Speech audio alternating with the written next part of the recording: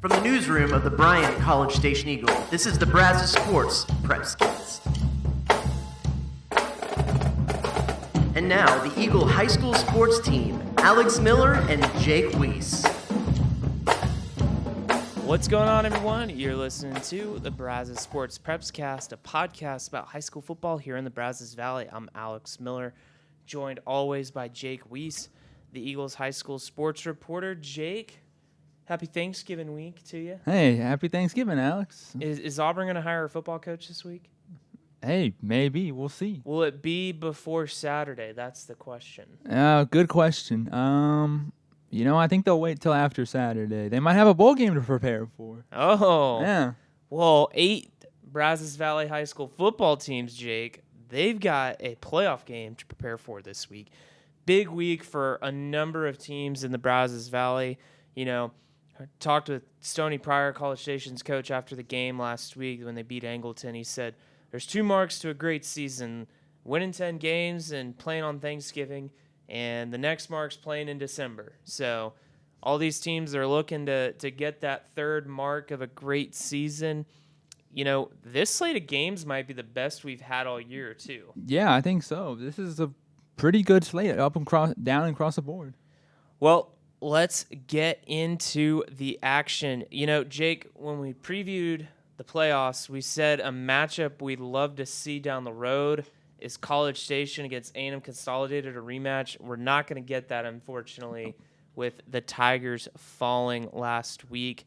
Consol lost to Fulshire 50-38, You were there at the game, Jake. What kind of went wrong for the Tigers there, especially in that first half and their loss to the Chargers? Yeah, the Chargers really, their offense is really electric. I didn't realize that.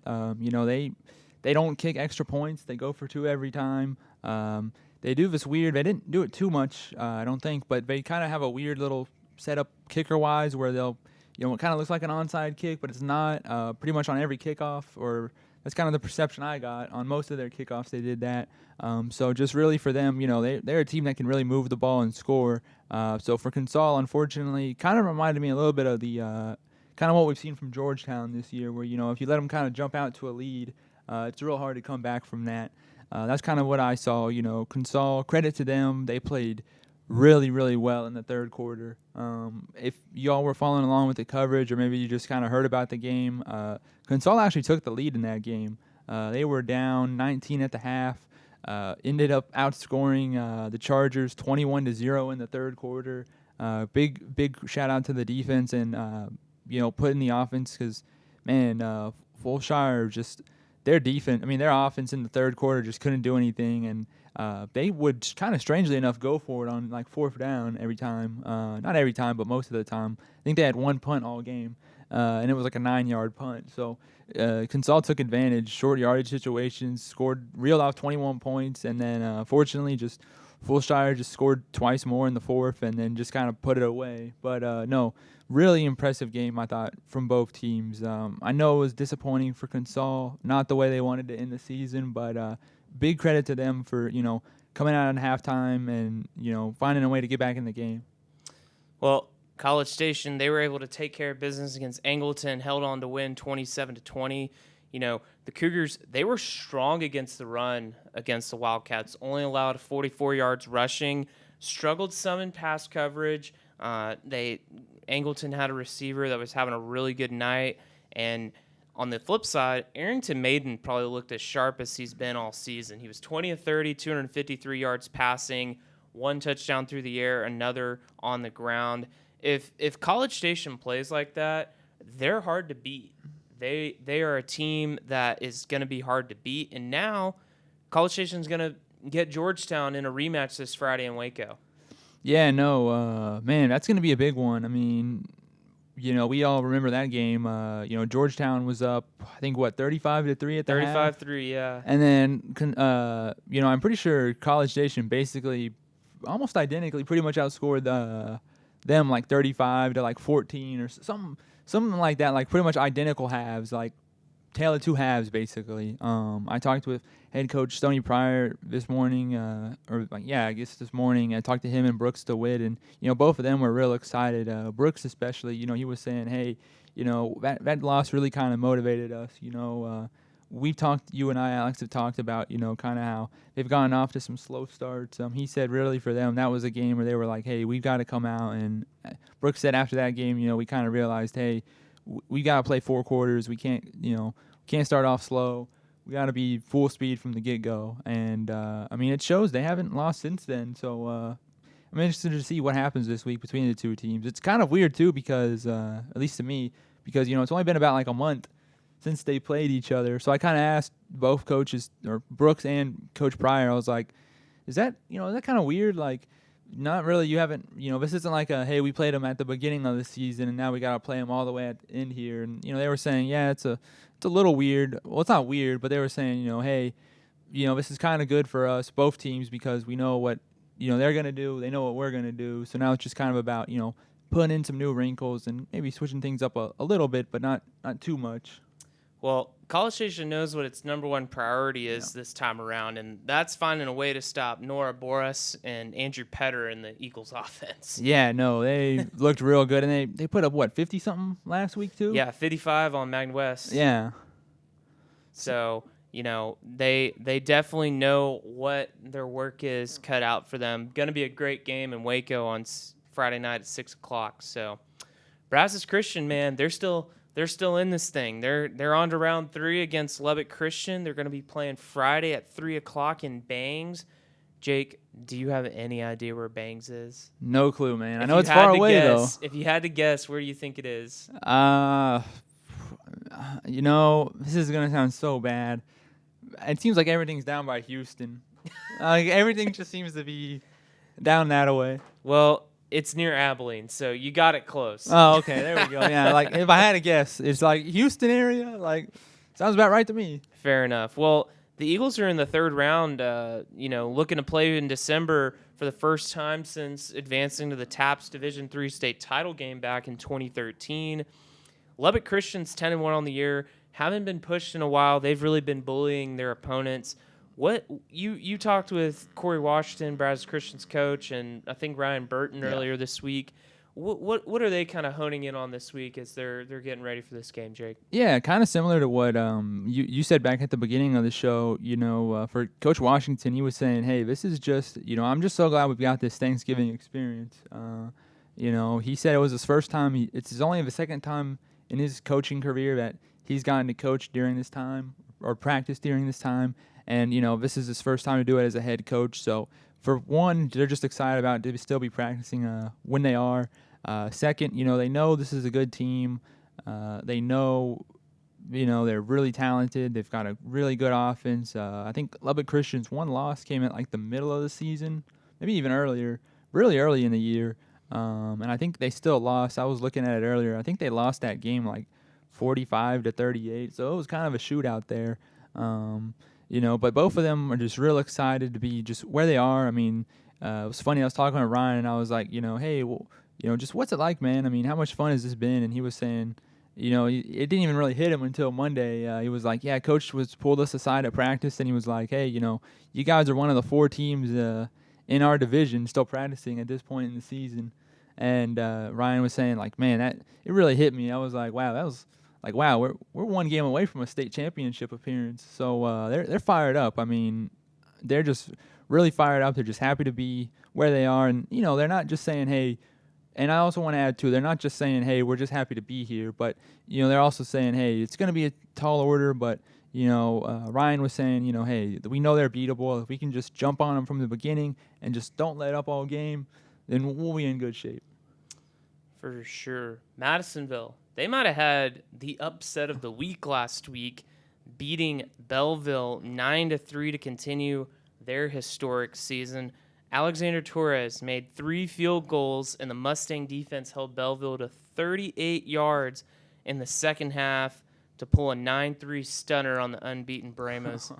Special teams really critical in that game, too. Belleville missed 2 field goals of their own. Yeah. Jake, we talked about Belleville and the pasture of pain, and the Mustangs kind of stampeded on the Brazos on Friday night.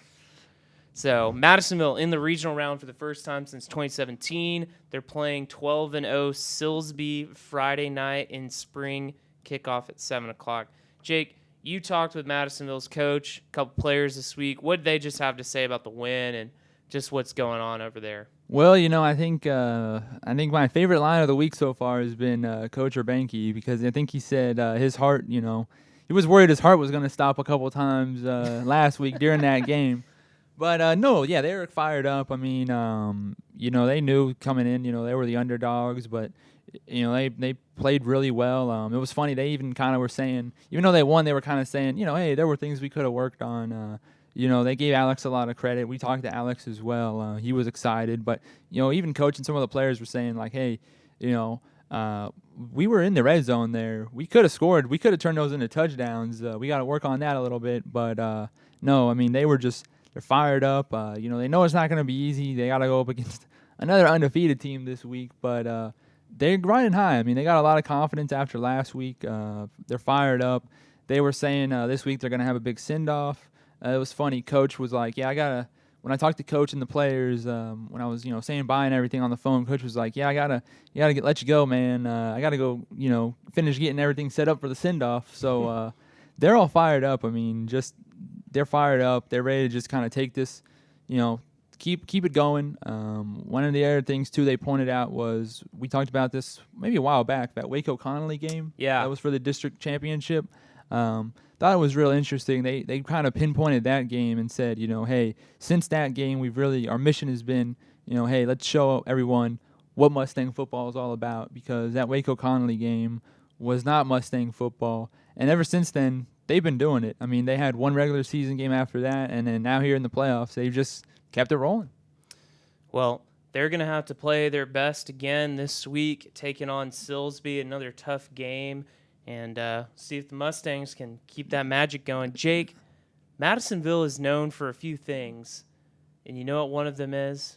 No clue. It's home to a Buc-ee's. Oh, and I think clever. I think you and our photographer Logan Hannigan Downs are out-of-staters at the Eagle.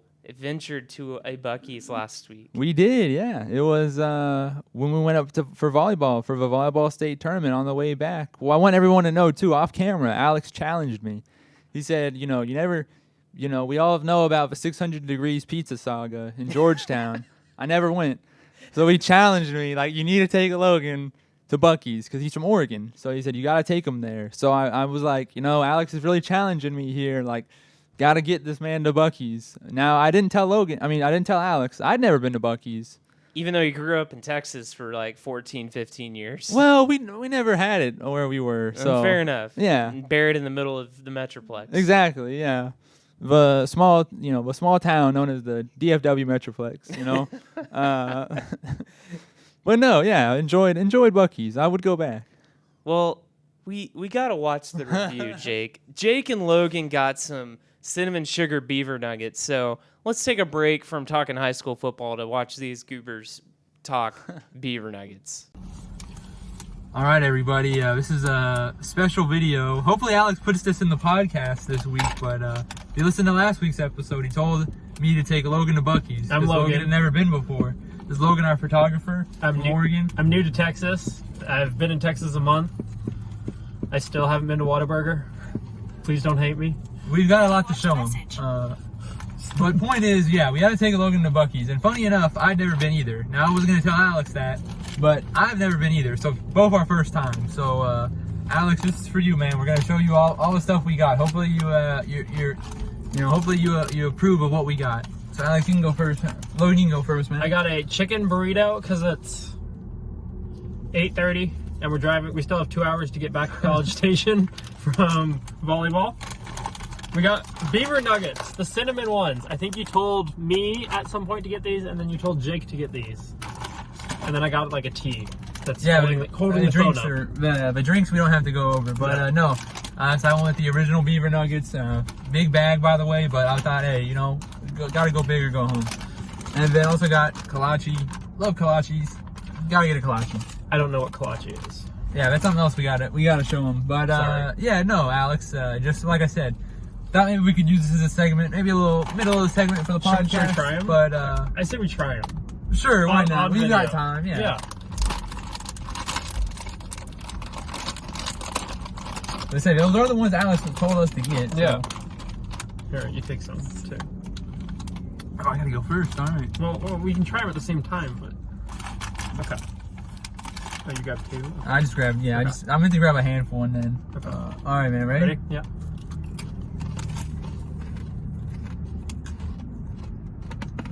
Yeah. Those are good. Alex knows this stuff. I approve, Alex. Maybe Jake will start listening to your suggestions now. Don't throw me under the bus there, pal. We can cut it. Cut it. All right. Hope that was a hearty break in the action. Let's get back to it, though, because Centerville, they've got a hearty matchup this Friday against number 1 Timpson at the Tomato Bowl, of all places, in Jacksonville. This was one we knew was going to be a possibility, Jake, and now it's here. Rematch of last year's regional final. Timpson took complete control in the second half, ran away with a 48-13 win. They're 12-0 this year. The Bears are beatable, though. They had some narrow wins over Joaquin and Garrison, and, you know, this one really starts with slowing down Terry Bussey. He's small, but really fast, and he's a top 100 recruit in the class of 24 for a reason. Because when you have a guy like that on your team in the small school ranks, you tend to win. Yeah. I look back and I think about a guy like Rashad Paul at Bremond when they won 3 state championships. You know, he just kind of took over games, and that's kind of what Terry Bussey does. And he's got some guys around him. But at the same time, Centerville's got a crew of its own. I'm about to say, yeah. So Paxton Hancock, Andrew Newman and company, they can put up some points. This one to me comes down to who wins in the trenches and who gets the most stops on defense, because we know that each of these teams can put up some serious points. Well, I wanted to ask you too, Alex. I know you've covered some Centerville games this season. I mean, do you feel like the kind of early season, you know, I know that was something they really emphasized, was they wanted tough matchups at the beginning of the year. I mean, do you feel like that experience is going to help them?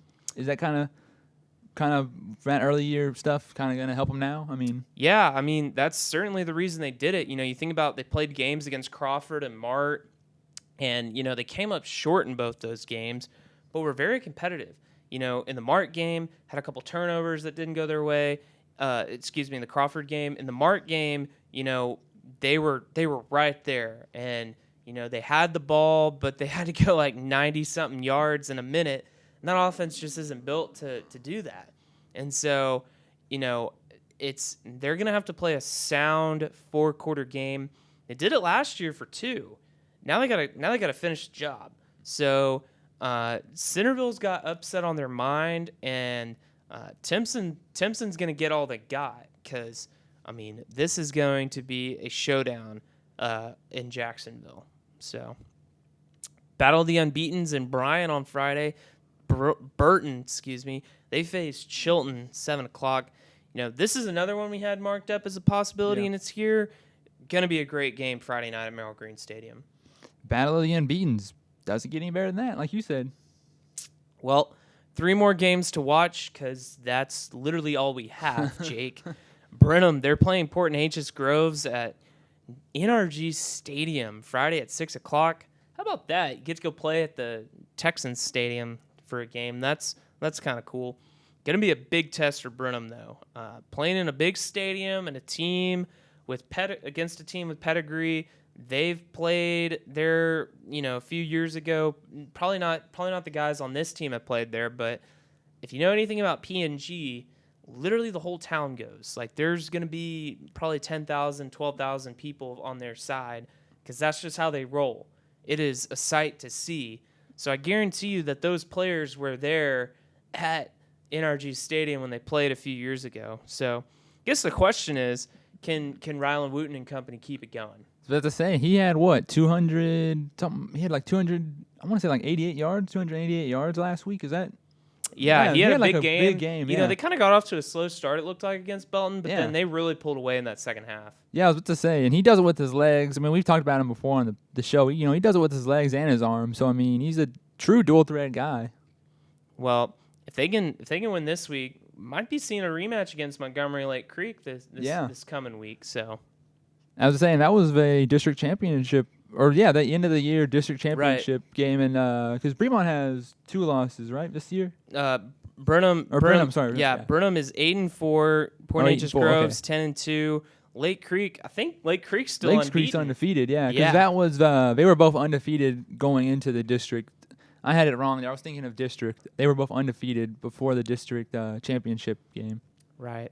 Well, Franklin, they're playing Hitchcock Friday night at 7 o'clock in the Woodlands at Wood Forest Bank Stadium. I don't know how we keep burying Franklin this far down into the podcast, but we do. Sorry, Coach Fannin. This will be a big test for the Lions, though.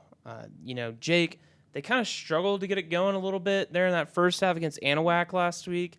What really changed for Franklin in those final 2 quarters, though? Honestly, they didn't change anything, which is might come as a surprise, but they really didn't. I talked to Coach Fannin afterwards, and the 2 big questions I asked him were, "Hey, when was the last time you guys were even down at half?" He said once this season before. The other question I asked him was, what was the message? He just said, "Hey, stay the course, keep playing Franklin football." He did mention they made a few small changes, but gonna be completely honest with you.